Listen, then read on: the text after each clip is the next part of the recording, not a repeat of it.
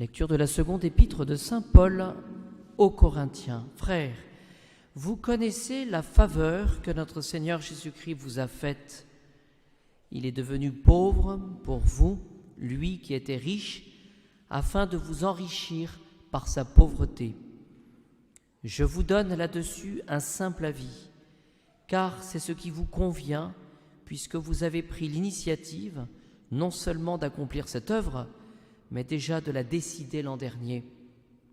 Achevez maintenant de l'accomplir, de sorte qu'à la générosité de la décision réponde l'achèvement selon vos ressources. Car là où l'on rencontre la générosité, on lui fait bon accueil, en tenant compte de ce qu'elle a et non de ce qu'elle n'a pas.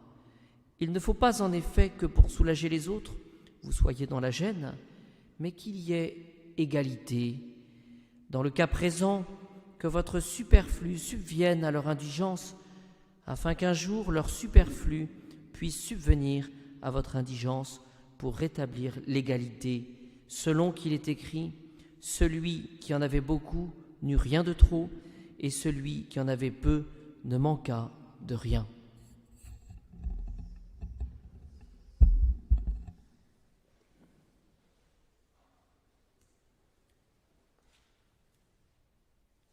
Dominus vobiscum. Sequentia Sancte Evangelii secundum Lucam.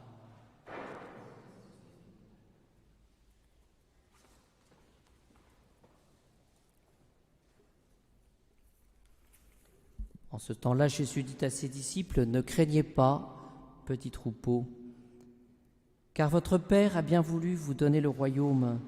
Vendez ce que vous possédez et donnez-le en aumône. Faites-vous des bourses qui ne s'usent pas, un trésor impérissable dans le ciel. Là le voleur n'entre pas et les vers ne détruisent pas. Là où est votre trésor, là aussi sera votre cœur. »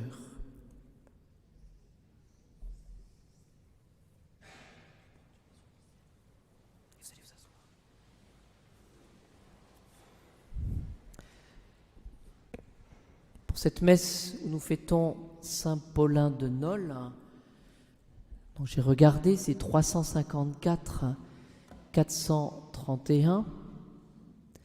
De quoi est-il question dans les textes de cette messe?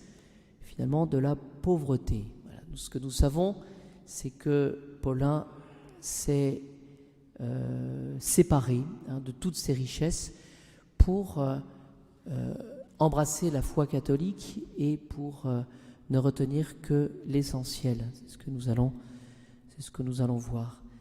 Avant de vous donner un petit mot sur Saint Paulin de Nol, essayons de retenir ce que nous avons dans l'épître de Saint Paul aux Corinthiens, c'est le chapitre 8. Là où l'on rencontre de la générosité, on lui fait bon accueil, en tenant compte de ce qu'elle a et non de ce qu'elle n'a pas. C'est assez intéressant de voir comment saint Paul présente les choses. Je répète, là où l'on rencontre la générosité, on lui fait bon accueil, en tenant compte de ce qu'elle a et non de ce qu'elle n'a pas. C'est-à-dire finalement, quand quelqu'un nous fait l'aumône, la générosité d'argent, la générosité du temps, eh bien cet argent ou ce temps, on le prend. Voilà, on ne mesure pas, voyez, on sort un petit peu dans la générosité, on sort de tout ce qui est quantitatif. Voilà, on prend cette générosité. J'ai pris quelques notes pour la vie de saint Paulin de Nol. Donc il épouse Thérésia, qui est une opulente patricienne. Mais ça n'est pas ce qui va la caractériser, puisque c'est avant tout une pieuse chrétienne. Et donc, la conséquence de cela, quand j'ai lu la chronique ce matin, c'est que nous voyons qu'elle, finalement, notre Thérésia va rapprocher son mari de la vérité. Elle va conduire son mari au baptême. Alors ça c'est intéressant aussi, on peut se poser des questions, surtout en ce moment, trouver, se marier avec un catholique, se marier avec une personne qui a déjà la foi, c'est peut-être pas évident, c'est peut-être que ça deviendra de plus en plus rare. En tout cas, ce que l'on voit, c'est que notre Thérésia, eh bien, elle était chrétienne et fière de l'être, et donc c'est elle qui a amené son mari, finalement, sur le chemin de la vérité et vers le baptême. Et demandons cette grâce pour nous, eh bien, d'avoir cette conviction de foi. Souvent, la partie catholique, elle a un peu honte, ou peut-être elle pense qu'il faut édulcorer finalement sa foi pour pouvoir être aimé. Eh bien, c'est peut-être une erreur.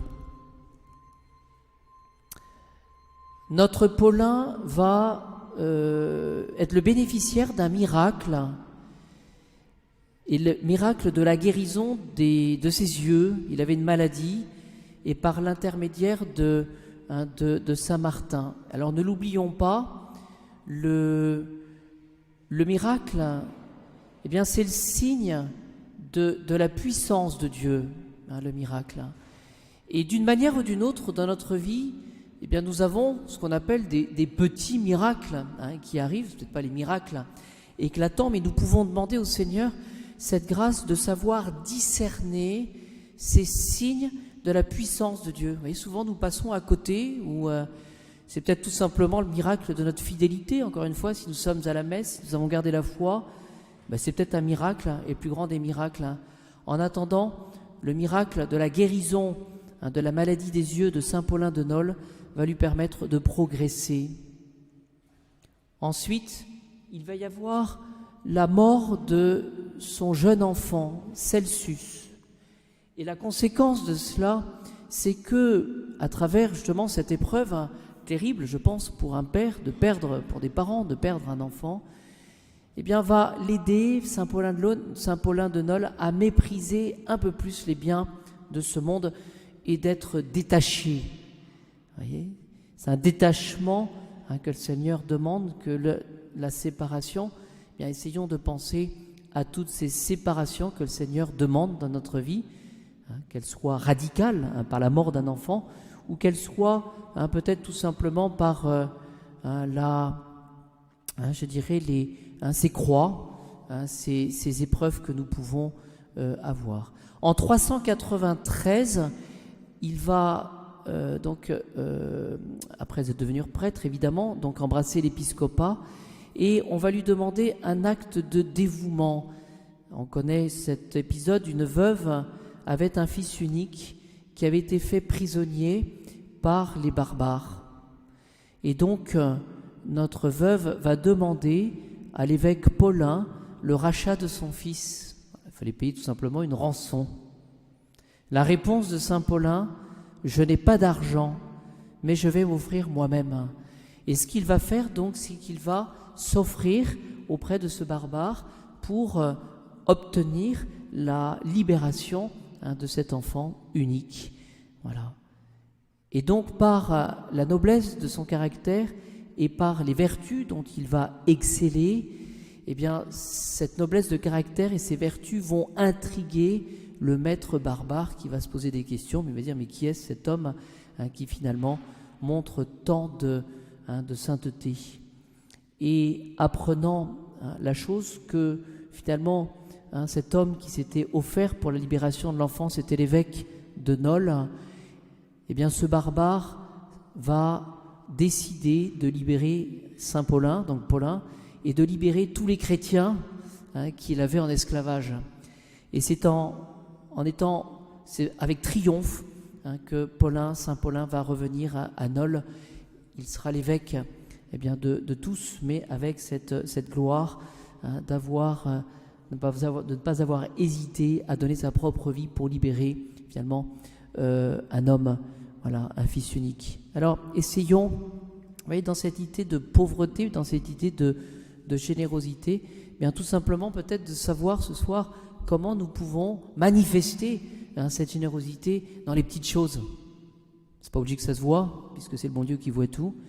Bien, c'est peut-être une belle occasion d'imiter cette confiance finalement dans la providence et cette charité effective dont saint Paulin nous montre l'exemple.